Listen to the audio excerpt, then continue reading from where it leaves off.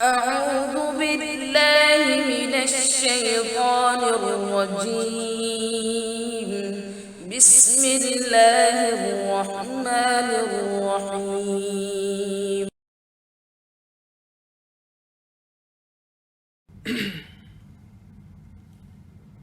الحمد لله رب العالمین والصلاة والسلام علی رسول اللہ وعلی آلہ واصحابہ اجمعین، اما بعد۔ تمام تعریف اللہ رب العالمین احکم الحاکمین کے لیے ہے، اور اللہ کے نبی جناب محمد رسول اللہ صلی اللہ علیہ وسلم پہ لاکھوں درود و سلام۔ انشاءاللہ تعالی آج ہم لوگ ایک کامیاب رقیہ کے قصے کو سمجھنا چاہ رہے ہیں۔ تو کیونکہ رقیہ کے تعلق سے کئی لوگ پریشان ہوتے ہیں کہ میں رقیہ کر رہا ہوں لیکن مجھے کامل شفا کیوں نہیں مل رہی ہے، میرا مسئلہ حل کیوں نہیں ہو رہا ہے، میں 6 مہینے سے کر رہا ہوں، 1 سال سے کر رہا ہوں، 1.5 سال سے کر رہا ہوں۔ اور اکثر جو ہے ہم اسی فکر میں ہوتے ہیں کہ کن آیات کو پڑھوں، میں کتنی بار پڑھوں، کیسے پڑھوں، یا کون سا رقیہ آڈیو سنوں۔ کئی لوگ جو ہے وہ رقیہ آڈیو سننے میں ہی مشغول رہ جاتے ہیں۔ تو ہم لوگ کئی بار جو اصل چیزیں ہیں ان کو نظر انداز کر دیتے ہیں، اور صرف ہمارا فوکس اس پہ ہوتا ہے کہ کیا سنیں یا کیا پڑھیں۔ تو یہ جو ایک کامیاب کہانی ہے ہماری ایک بہن کی، اللہ رب العالمین کا شکر ہے کہ اس کا جب علاج مکمل ہوا، اسے شفا ہوئی، تو اس نے ہم کو میسج کیا اس کے تعلق سے کہ الحمدللہ اللہ نے مجھے شفا دے دی، اللہ کی رحمت آ گئی، میرا جو مسئلہ جس کے لیے وہ اصل میں رقیہ کر رہی تھی وہ حل ہو گیا۔ تو ان کا مسئلہ یہ تھا کہ 3 سال سے شادی کی کوشش کر رہے ہیں، کوئی رشتہ ہی نہیں آتا، حالانکہ کوئی ایسی جو ہے نیگیٹو بات یا ایسا کوئی مسئلہ ان کے ساتھ تھا نہیں، یعنی پڑھے لکھے تھے، کام جاب بھی کہیں کر رہے ہیں، اچھی جاب کر رہے ہیں، یعنی سوسائٹی میں جو بولتے ہیں نا اسٹیٹس اور وہ سارا کچھ تھا الحمدللہ، لیکن رشتے نہیں آ رہے تھے۔ تو یہ تھا ان کا مسئلہ جس کے لیے انہوں نے رقیہ کی طرف پلٹے۔ اور اگر جب ہسٹری دیکھی، جب پوچھنا شروع کیا ان سے کہ اور کوئی مسئلہ تھا کیا، تب پتہ چلا کہ 3 سال پہلے جب وہ تجوید کا کورس یا قرآن کا کورس کو سٹارٹ کیے تھے تو اس وقت ان کے سر میں ایک شدت کا درد شروع ہوا تھا، تو وہ درد بھی کافی عرصے تک ان کو ہو رہا تھا، تو اس کی وجہ ان کو نہیں پتہ تھی کہ یہ درد کیوں ہو رہا ہے۔ تو الحمدللہ وہ جو بھی ہے اللہ سے، وہ درد کا مسئلہ ان کا پھر شاید حل ہو گیا تھا 1 آدھ سال بعد، سر درد کا مسئلہ، لیکن جو ہے پھر نارمل ہو گئی زندگی، 2 سال نارمل چلا سب کچھ، لیکن اب 3 سال جب ہو گئے، جب لگا کہ رشتہ کیوں نہیں ہو رہا ہے، تو انہوں نے پھر اللہ سے دعا کی اور اللہ کی طرف رجوع ہوئے کہ اللہ تعالیٰ اس مسئلے کو بھی حل کرے، اور اللہ رب العالمین نے ان کو جو ہے رقیہ کی طرف ان کی رہنمائی کی، اور الحمدللہ وہ رقیہ انہوں نے کرنا شروع کیا، اور پھر وہ رابطے میں رہے، جو بھی ان کے ساتھ مسائل ہو رہے تھے تو وہ رابطے میں رہے کہ کیا کریں اب کیا کریں، اور الحمدللہ ایک 9 مہینے کے عرصے میں، جو ایک بہت ہی چھوٹا وقت ہے، کئی لوگ ہیں جو 1.5 سال 2 سال 5 سال سے رقیہ کر رہے ہیں، ایک 9 مہینے کے عرصے میں الحمدللہ اللہ رب العالمین نے ان کو شفا دی۔ تو ان کے کیس میں جو ان کے میسیجز ہیں میں وہ پڑھنا چاہ رہا ہوں کہ تاکہ ایگزیکٹلی جیسے انہوں نے اپنے مسئلے کو، اور میں نے ان سے پوچھا کہ آپ نے کیا کن چیزوں کا استعمال کیا تاکہ ہمارے جو دوسرے بھائی بہن بھی ہیں جو رقیہ کرنا چاہ رہے ہیں، جو اپنے مسئلے کو حل کرنا چاہ رہے ہیں، ان کی مدد ہو سکے۔ تو انشاءاللہ وہ میسیجز کو میں پڑھتا ہوں اور پھر کچھ بنیادی باتوں پہ ہم لوگ غور کریں گے انشاءاللہ۔ تو سب سے پہلی چیز جو میسیج آیا، جو کامیاب ہونے پہ آیا، وہ آیا الحمدللہ اللہ کا بے حد شکر ہے۔ شکر کس کا ہے؟ اللہ کی ذات کا۔ اللہ کی مدد آ گئی، میرا رشتہ ہو گیا، سب لوگ خوش ہیں، رقیہ اور اس کے ساتھ، یعنی کس چیز سے فائدہ ہوا؟ رقیہ اور اس کے ساتھ بیری کے پتوں سے نہانے سے بہت فائدہ ہوا۔ اللہ کے فضل اور کرم سے میرے والدین اور رشتہ دار بھی مان گئے کہ اللہ کے قرآن میں ہی اصلی شفا ہے۔ یہ جملہ کیوں امپورٹنٹ ہے؟ کیونکہ جب انہوں نے رقیہ شروع کیا تو جیسا ہمارے ہر گھر میں ہوتا ہے، کیونکہ ہم لوگ ان چیزوں سے بہت ڈرتے ہیں کہ جن جادو اس طرح کا کوئی مسئلہ ہے، تو ہم سمجھتے ہیں کہ بھائی کسی بابا کے پاس جانا ہے یا مولانا کے پاس جانا ہے، وہ جو بھی کرے اس کا عمل اس کے ساتھ ہے، ہم نے تو کچھ غلط نہیں کیا، وہ تو ہم کو بول رہا ہے وہ قرآن سے علاج کر رہا ہے. ہم بس اپنے آپ کو مطمئن کر لیتے ہیں اس بات پہ کہ وہ صحیح طریقے سے علاج کر رہا ہے، بس بنا ہم تحقیق کے اس چیز کو ماننے ہم تیار ہو جاتے ہیں. اگر ہم کو ڈاکٹر کے پاس جانا ہے تو ہم 100 تحقیق کریں گے کہ بھائی MBBS ہے کہ MD ہے، اس نے جو ہے اس کے کیسز کیسے ہیں، اس کا تجربہ کتنا ہے، لوگوں کو فائدہ ہوا ہے نہیں ہوا ہے، اور اس جو دوائی دیا ہے پھر ہم اس کو ایسے ہی آ کے دوائی کھا نہیں لیتے، پھر ہم انٹرنیٹ پہ جاتے ہیں، گوگل پہ جاتے ہیں، اس دوائی کے سائیڈ ایفیکٹس دیکھتے ہیں، تو سب کچھ کرتے ہیں. لیکن جہاں دین کا معاملہ آ گیا کہ ایک بابا نے یا ایک مولانا نے کوئی تعویذ دے دی، یہ دے دو، یہ آپ کا بچے کا جو مسئلہ ہے وہ اس سے اچھا ہو جائے گا، وہ ہم اس کو فالو کرنے تیار ہو جاتے ہیں. یہ ہماری کم ظرفی ہے. تو انفارچونیٹلی کیونکہ یہی ماحول ہے، یعنی اگر وہ کسی سے کہیں گے کہ میرے بچے کا یہ مسئلہ ہے یا میری بچی کا یہ مسئلہ ہے، تو ہمارے جو رشتہ دار ہوتے ہیں وہ ہم کو یہی دروازہ دکھاتے ہیں، یہ فلانا مولانا ہے، فلانا بابا ہے، ان کے پاس چلے جائیں، فلانا کو فائدہ ہوا تو آپ کو بھی فائدہ ہوگا. اور انفارچونیٹلی ہوتا ہے ایسا، ہوتا یہ ہے کہ جب آپ ان کے پاس جاتے ہیں کسی مسئلے کے لیے، آپ کے پاس مسئلہ ایک تھا، آپ اس کے لیے گئے، آپ کا مسئلہ 2 مہینے سے 3 مہینے سے چل رہا تھا، تو اس نے کوئی تعویذیں دی، یہ دی، آپ گھر میں لے کے آئے، آپ نے جو بھی اس نے عمل کرنے کہا، تعویذ کو جلانے کہا، یہ کرنے کہا، آپ کا جو مسئلہ تھا وہ حل ہو جاتا ہے، آپ کا مسئلہ ٹھیک ہو جاتا ہے. اب آپ کو لگتا ہے ہاں اٹ ورکس، صحیح تھا، صحیح بولے تھے مولانا جو ہے ان کے پاس جانا ہے یا بابا کے پاس جانا ہے یا سادھو کے پاس جانا ہے، اور وہ جو دیش دیتا ہے وہ کرنا ہے اور مسئلہ حل ہو جاتا ہے. لیکن ہم لوگ پھر اس کو نہیں دیکھ پاتے کہ وہ مسئلہ جو حل ہوتا ہے وہ ٹیمپریری حل ہوتا ہے، اور وہ حل ہونے کے ساتھ ساتھ ہمارا ایمان ہمارے جسم میں سے، ہمارے دل میں سے ایمان خالی ہو جاتا ہے. ہمارا اللہ پر توکل کہ اللہ مددگار ہے، اللہ تعالیٰ جو ہے وہ میرے مسئلے کو حل کرے گا، اس پہ سے ہٹ کے اس مولانا، اس بابا، اس تعویذ پہ آ جاتا ہے. یہ ہوتا ہے کہ پھر 2 مہینے بعد، 3 مہینے بعد، 6 مہینے بعد وہ مسئلہ پھر ظاہر ہوتا ہے. پھر ہم کو یہ لگتا ہے یار یہ پھر سے کیسے ہو گیا. تو ہم یہ نہیں سوچتے کہ نہیں بھائی یہ ٹیمپرری اس نے حل کیا تھا، کوئی ٹیمپرری فکس اس نے کیا تھا کہ بھائی پائپ لیک ہو رہا ہے، نل لیک ہو رہا ہے، اس کو تھوڑا سا کچھ چٹکا دو کہ 6 مہینے بعد یہ واپس کام آئے میرے پاس. پھر ہمارے پاس مسئلہ جب شروع ہوتا ہے پھر سے ہم اسی بابا کے پاس جاتے ہیں کہ نہیں پچھلی بار ان سے اچھا ہوا تھا، میں انہیں کے پاس جاؤں گا. پھر یہ سائیکل جو ہے یہ چلتی رہتی ہے. ایک تو ہمارا ایمان چلا گیا، اس کے بعد ہم ان کے جو ہے بالکل پیروکار بن جاتے ہیں.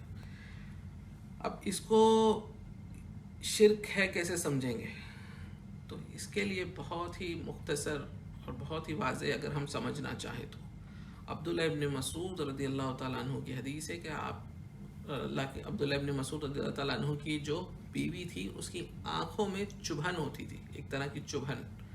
تو وہ چبھن جب ہوتی تھی تو وہ کسی یہودیہ عورت کے پاس جاتی تھی، وہ یہودیہ عورت اس پہ کچھ دم کر دیتی تھی جس سے اس کی وہ چبھن ختم ہو جاتی تھی، پھر وہ واپس آ جاتی تھی.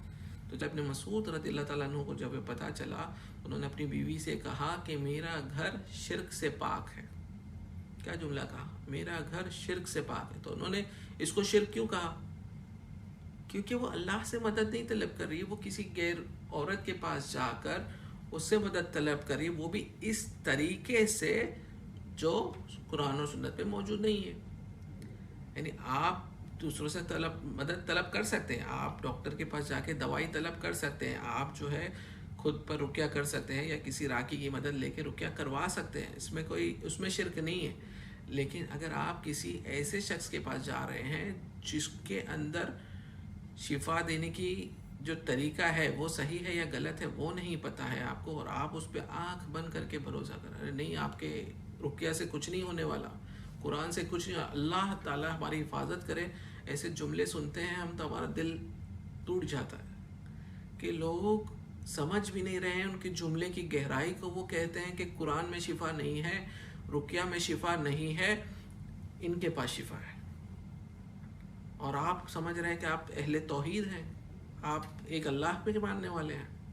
اتنا بڑا جملہ آپ کہہ جاتے ہیں اور آپ کو فیل بھی نہیں ہوتا کہ میں نے کچھ غلط کہا. اللہ کے قرآن اور اللہ رب العالمین کے ہی پاس شفا ہے، اس کے علاوہ اور کسی کے پاس شفا نہیں. یہاں تک کہ جب آپ دوائی بھی کھاتے ہیں تو دوائی بھی جو ہے وہ اثر انداز اور شفا یاب آپ کو تبھی دیتی ہے جب اللہ کا حکم ہوتا ہے. اگر آپ اس چیز کو بھی نہیں سمجھ پائے ہیں ابھی تک تو یہاں بھی آپ شرک کر رہے ہیں. اگر آپ سمجھ رہے ہیں کہ میں گولی کھا رہا ہوں اور میں اچھا ہو رہا ہوں، شفا صرف اللہ کے ہاتھ میں.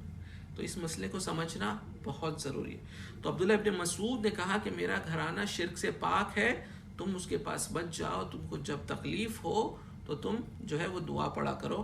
اور انہوں نے یہ جملہ کہا کہ شیطان جو ہے وہ تیری آنکھ میں چبھاتا ہے.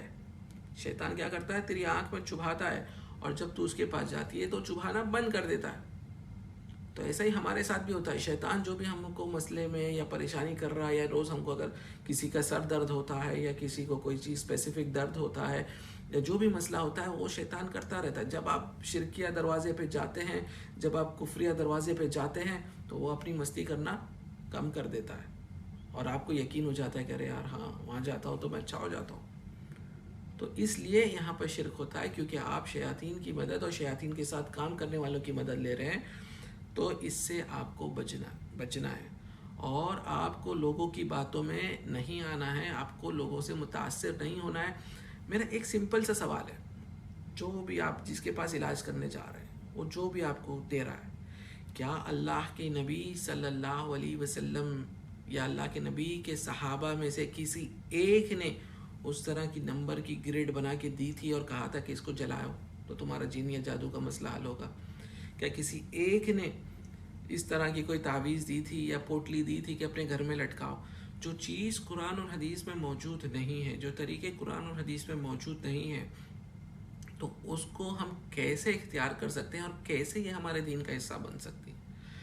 اور جب آپ اگر سچ میں تحقیق کرنا چاہیں تو آپ غیر جو دین ہیں، دوسرے جو دین ہیں، دوسرے جو مذاہب ہیں، ان کے بھی جو علاج کرنے والے ہیں، چاہے وہ سادھو ہوں یا کرسچنز ہوں یا جو بھی ہوں، ان کے پاس بھی جائیں. اور جو جادوگری بھی کر رہے ہیں، جو اوپنلی کہہ رہے ہیں کہ ہم جادو کرتے ہیں، ہم سفلی عمل کرتے ہیں، ان کے پاس بھی جائیں. اور اگر آپ تحقیق کریں کہ وہ بھی جو تعویذیں لکھ کے دے رہے ہیں، ان ساری تعویذوں میں آپ کو دکھے گا کہ چیزیں کامن ہیں. سیم نمبر، سیم عدد جو جادوگر لکھ رہا ہے، وہی سیم عدد جو ہے فلانا آپ کا مولانا بھی لکھ رہا ہے. تو یہ جو ہے یہ پورا ایک ہی طریقہ ہے جس کا اسلام سے کوئی لینا دینا نہیں ہے. وہ اپنے آپ کو مولانا بولے، مفتی بولے یا جو کچھ بھی بولے، اگر وہ چیزیں لکھ رہا ہے جس کا ذکر قرآن اور سنت میں موجود نہیں ہے، تو پلیز اس سے آپ اپنے آپ کو بری کر لیں، اپنے ایمان کو درست کریں، اللہ کی عظمت کو پہچانیں. وہ رب العالمین، وہ احکم الحاکمین، جس نے زمین اور آسمان کو پیدا کیا، جو زمین اور آسمان کے درمیان جو کچھ ہے، ہر اس چیز کا مالک ہے، جس کا اختیار ہر چیز پر ہے، اس کو چھوڑ کر غیروں سے مدد طلب مت کرو. اللہ کے واسطے اپنے ایمان پہ دھیان دو کہ میں کیا جملہ بول رہا ہوں کہ اللہ کے قرآن میں شفا نہیں ہے.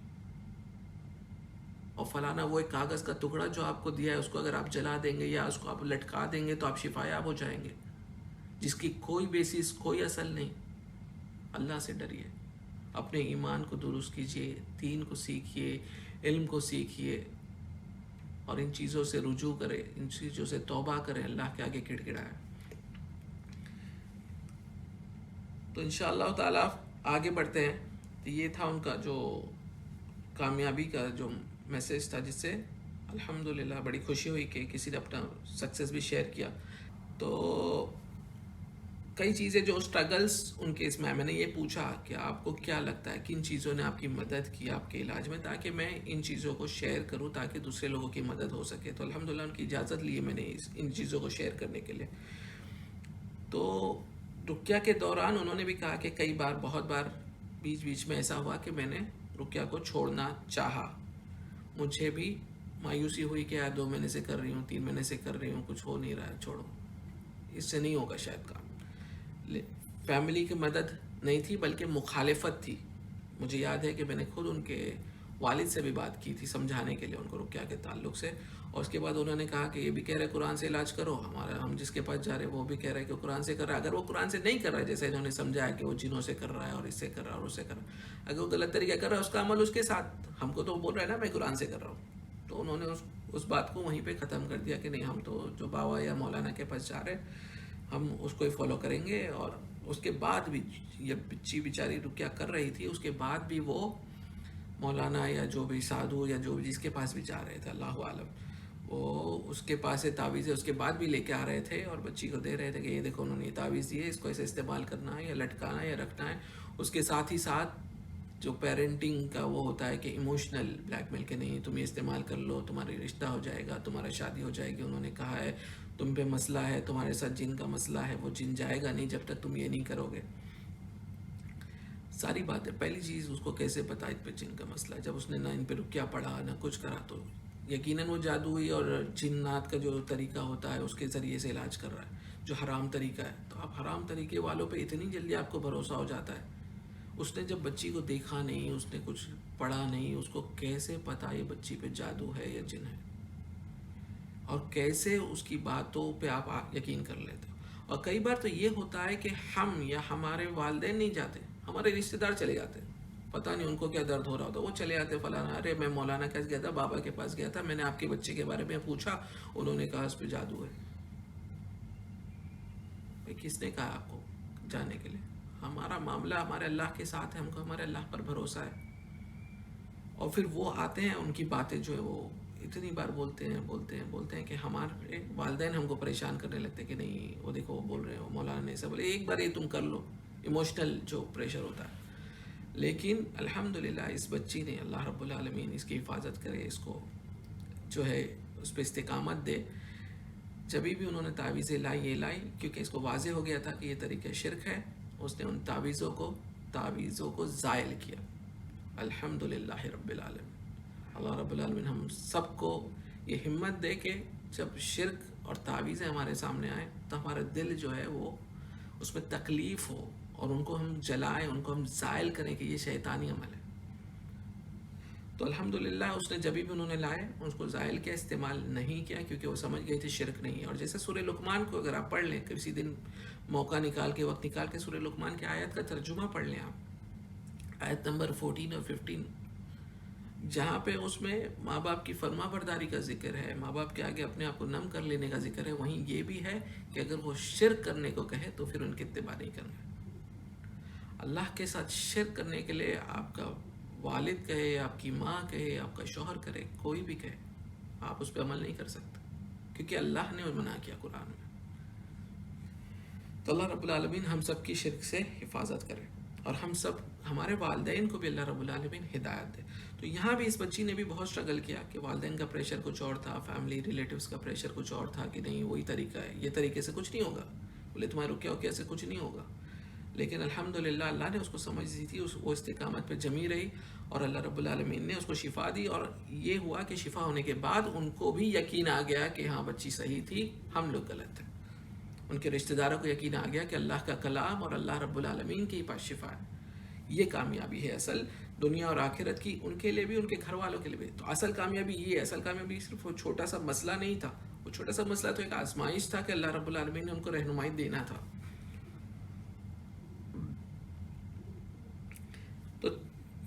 تو تین چیزیں جو امپورٹنٹ چیزیں بچی نے بتائی، تو کہ اللہ فیملی کی مخالفت بھی تھی، لیکن کیا کہا، فیملی کی مخالفت تھی، میرا دل مایوس ہو رہا تھا، مجھے کئی بار ایسا فیل ہوا کہ میں رک جاؤں رکیا سے، لیکن اللہ میرے ساتھ ہے، اس پہ مجھے یقین تھا، آج اللہ کی رحمت آ گئی۔ پھر میں نے کہا کہ کن چیزوں کو آپ کو لگتا ہے کہ آپ نے کنٹینیوٹی رکھی یا پکڑ کے رکھا یا جمے رہے جس پہ جیسے آپ کی مدد تھی؟ تو انہوں نے کہا تین چیزیں جن کی میں نے پابندی کی۔ پہلی چیز تہجد کی نماز، میں تہجد کی نماز پابندی سے پڑھتی رہی، اور اللہ رب العالمین نے اس کے ذریعے مجھے ہر دن رہنمائی کرتے رہے کہ اللہ رب العالمین کی مدد میرے ساتھ ہمیشہ رہی۔ نمبر 1 تہجد کی نماز کی پابندی انہوں نے شروع کی اور اس پہ پابند رہے۔ نمبر 2 اسلامک اسٹڈی کا کورس کیا، یعنی رقیہ بھی کر رہی ہیں، رقیہ بھی پڑھ رہی ہیں، ساتھ میں گھنٹہ 1 گھنٹہ 2 گھنٹہ جو بھی وہ کچھ کورس بھی اٹینڈ کر رہی تھی، جس سے میرا اللہ پر ایمان اور پختہ اور مضبوط ہوا۔ ہم کئی بار کہتے ہیں لیکچرز میں، لیکن لوگ سنتے نہیں، لوگ دھیان نہیں، لوگوں کو صرف یہ چاہیے کہ میں کیا سنوں کیا پڑھوں۔ ہم کہتے ہیں کہ اللہ پر اپنے ایمان کو سدھارو، اللہ کے تعلق سے جانو، اللہ کے اسماء و صفات کے تعلق سے علماء سے سیکھو، علم کو سیکھو، علماء کے ماتحتی میں رہو، علماء سے رابطہ کرو، لیکن لوگ اس پہ عمل نہیں کرتے. لوگ سمجھتے ہیں یہ سائڈ ہے. نہیں، یہ سائڈ نہیں، یہ اصل ہے. اصل یہ ہے کہ آپ اللہ سے جڑیں، اصل یہ ہے کہ آپ کا ایمان درست ہو، اصل یہ ہے کہ آپ کے آخرت میں آپ کامیاب ہو. دنیا کا مسئلہ چھوٹا ہے. تو اس نے الحمدللہ اسلامک اسٹڈی کورس کیا، اور مجھے یاد ہے کہ کئی بار ان کے میسیجز یہ آئے کہ میں کس عالم کو سنوں، میں کون سی تفسیر کو پڑھوں، کیا میں احسن البیان پڑھوں، کیا میں سیرت کی کتاب میں مولانا صفی الرحمن مبارک پوری والی پڑھوں. تو الحمدللہ یعنی جو شخص 1 سال پہلے جس کو دین سے اتنا رغبت نہیں تھی، آگے آئے گا ان کی میسیجز میں ہے وہ چیز بھی، وہ آج دین کے تعلق سے علم سیکھوں تو صحیح طریقہ کون سا ہے، صحیح عالم کون ہے، کہاں سے سیکھوں، وہ انہوں نے پتہ کیا اور صحیح چیز کو سیکھا اور اپنے ایمان کو درست کیا الحمدللہ. تو یہ تھا ان کا دوسرا پوائنٹ. پہلا تہجد، دوسرا اسلام کو سیکھا تاکہ اپنا ایمان اللہ پر مضبوط کیا. تیسری چیز، اپنے عمل کا ہم کو ہمیشہ جائزہ لیتے رہنا چاہیے. یعنی اپنے آپ کو سیلف آبزرو کرنا ہے کہ بھائی میری غلطیاں کہاں ہو رہی، اپنے آپ کو چیک کرنا ہے کہ بھائی مجھ سے خطا کہیں ہو رہی ہے، کیوں مجھے فائدہ نہیں ہو رہا. تو انہوں نے کہا کہ میں اپنے آپ کو چیک کرتے رہتی تھی. میں نے ایک ڈائری بنائی تھی جس میں میں لکھتی تھی اپنی غلطیوں کو. تو انہوں نے الحمدللہ اپنی غلطیوں کو سدھارنے کے لیے غلطیوں کو لکھا اور ان کو سدھارتے گئی. مجھے یہ بات سمجھ میں آ گئی تھی کہ رقیہ سے جلدی شفایاب ہونے کے لیے اپنی زندگی میں سدھار پیدا کرنا ضروری ہے. اس وقت مجھ میں بہت سی غلطیاں تھیں، جیسے اپنی غلطیوں کا بھی اظہار کر رہی ہیں کیونکہ انونیمس ہے، کسی پرسنل غلطیاں ہم نہ پوچھتے ہیں نہ جاننا چاہتے ہیں، لیکن ہر انسان کو اپنا محاسبہ کرنا چاہیے، اپنے آپ کو چیک کرنا چاہیے کہ میرے اندر کیا کمی ہے، میرے اندر کیا غلطیاں ہیں جو اسلام کے مخالف ہیں. تو کئی چیزیں انہوں نے لکھی کہ مجھ میں کئی غلطیاں تھیں، جیسے جو ہم اور آپ میں سب میں ہوتی ہیں، کامن چیزیں ہیں، یہ کوئی پرسنل ایسے گناہوں کا ذکر نہیں کر رہی ہیں، جیسے تکبر، گھمنڈ، ایٹیٹیوڈ.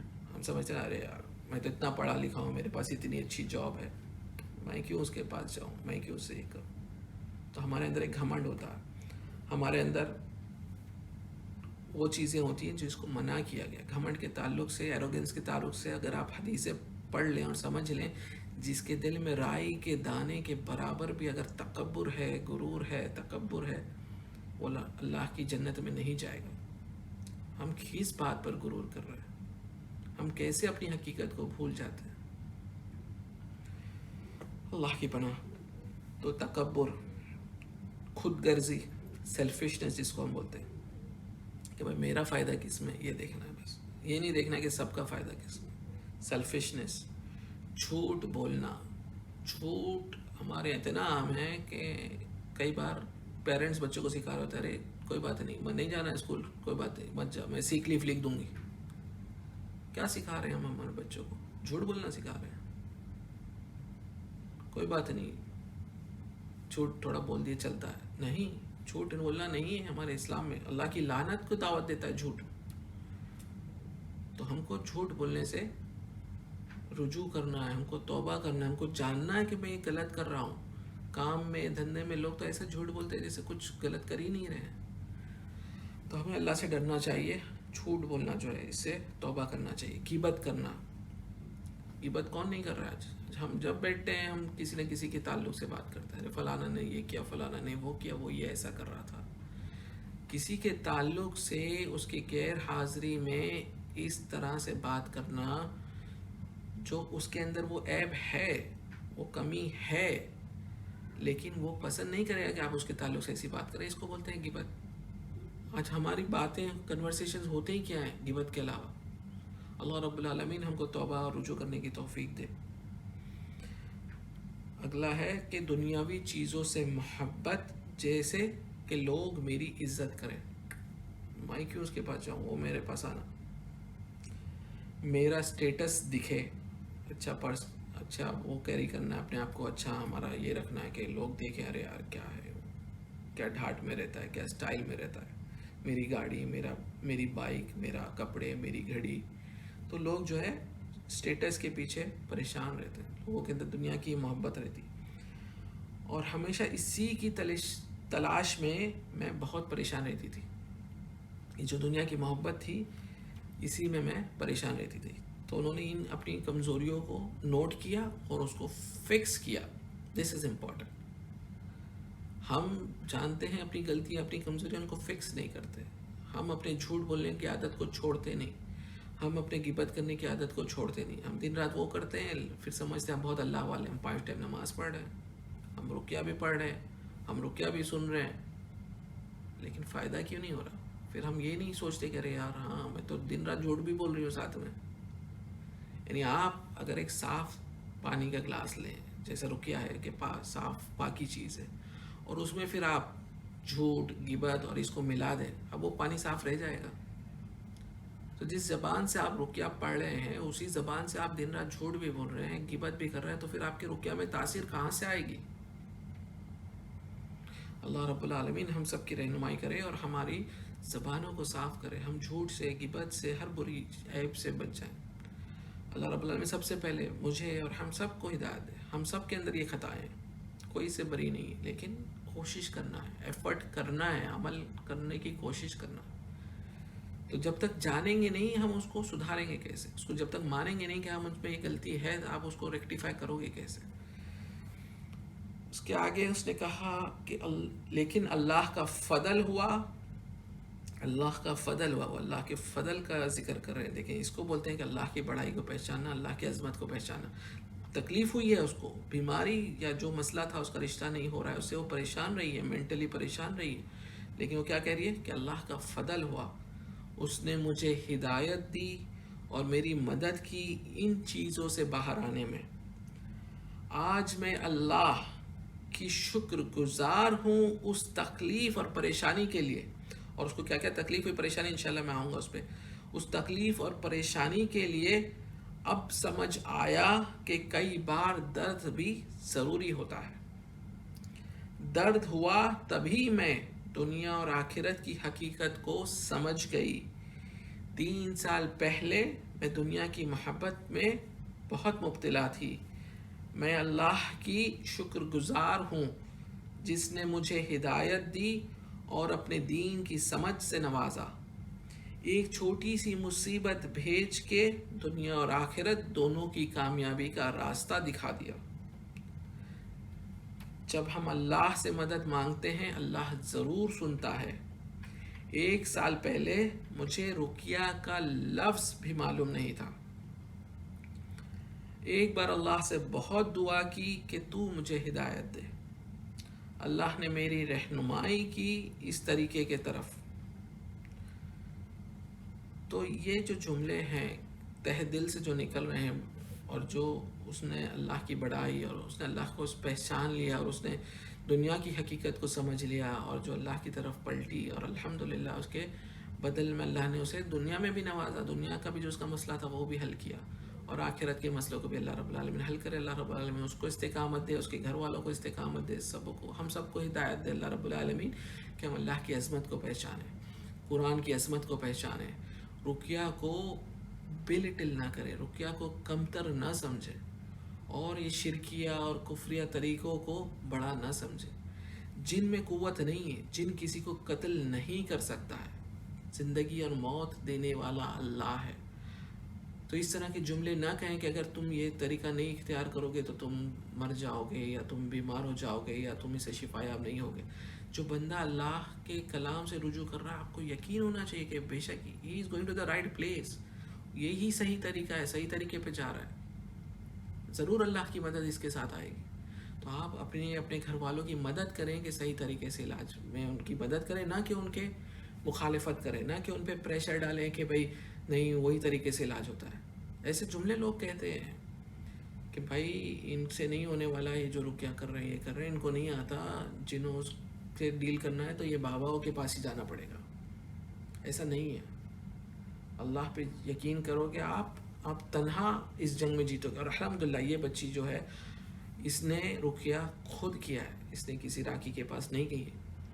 اور الحمدللہ جو چیز موٹی موٹی ان کو سمجھائی جاتی تھی سمجھ لیتی تھی، پکڑ لیتی تھی. یہ 40 منٹ سے 45 منٹ صرف سورہ فاتحہ، آیت الکرسی، تینوں کل، ان چیزوں کو، اور سورہ بقرہ کی آخری 2 آیتیں ان چیزوں کو ہی پڑھتی تھی، دم کرتی تھی. کیوں؟ کیونکہ سمجھایا گیا تھا کہ یہ اصل سنت میں مین ہے، اس کے ساتھ ایکسٹرا وقت دو اور پھر تم کو دوسری آیتیں پڑھنا ہے پڑھو. ہم لوگ اکثر جو ہے ان چیزوں میں بھی سلیپ ہو جاتے، تو سنت کو پکڑتے گئے الحمدللہ. تو اصل چیز کو پکڑیں، اصل آیات کو پکڑیں، صبح اور شام کے اذکار کی پابندی کو پکڑیں، صبح اور شام کے اذکار کی پابندی رکھیں، اللہ کی طرف رجوع کرنے کو رکھیں. میوزک ٹی وی میں نے پوچھا اس سے تعلق ہے؟ الحمدللہ نہیں، میوزک ٹی وی سے دور.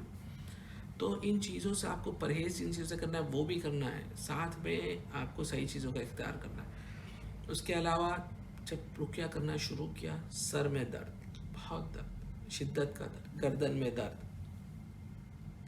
بخار آنا، جلاب کا شروع ہو جانا، کئی تکالیف آئی، لیکن سٹاپ نہیں کیا، کنٹینیو. آہستہ آہستہ تکلیفیں کم ہوتے جاتی ہیں، لیکن شروع میں تکلیفیں ہوتی ہیں تو اس پہ آپ کو کنٹینیو رکھنا ہوتا ہے، آپ کو فرم رہنا ہوتا ہے. یہ نہیں ارے یار رقیہ کرتا ہوں تو تکلیف ہوتی ہے، نہیں کرنا. شیطان چاہتا ہی ہے کہ آپ کو روکے رقیہ سے. تو ہر تکلیف کو اس نے برداشت کیا، پیرنٹس کے اپوزیشن کو برداشت کیا، ان کے لائے ہوئے طریقوں کو اختیار نہیں کیا، حق پہ جمی رہی.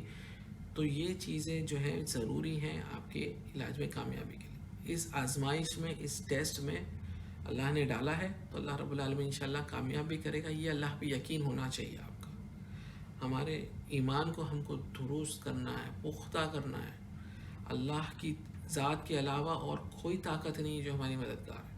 ہم ہر نماز میں، ہر رکعت میں پڑھتے ہیں ایاک نعبد و ایاک نستعین، کہ میں تیری ہی عبادت کرتا ہوں اور میں تجھ ہی سے مدد مانگتا ہوں. اور پھر سلام پھرنے کے بعد نہیں، وہ اللہ سے کہ قرآن سے نہیں ہونے والا، وہ جانا ہی پڑے گا. طریقہ وہی ہے جس کی کوئی دلیل نہیں ہے آپ کے پاس. آپ توحید اور سنت پہ قائم ہونے کا دعویٰ کر رہے ہیں، آپ داڑھی بھی رکھ رہے ہیں، اور آپ سارے عمل سنت جو آپ کو پتہ ہے آپ اس پہ عمل کرنے کی کوشش کرتے ہیں، اور اس معاملے میں آپ اتنا خراب سلپ ہو جاتے ہیں کہ آپ شرک اور کفر والے طریقوں پہ چلے جاتے ہیں اور آپ اس کو غلط نہیں سمجھتے. اپنے ایمان کا جائزہ لیں. اللہ رب العالمین سے دعا کریں کہ وہ ہمارے ایمان کو مضبوط کرے، ہم اللہ کی عظمت کو پہچانیں، ہم اللہ کے کلام کی عظمت کو پہچانیں، اور جو ہے ہم اللہ کے دین پہ پختہ ہو جائیں.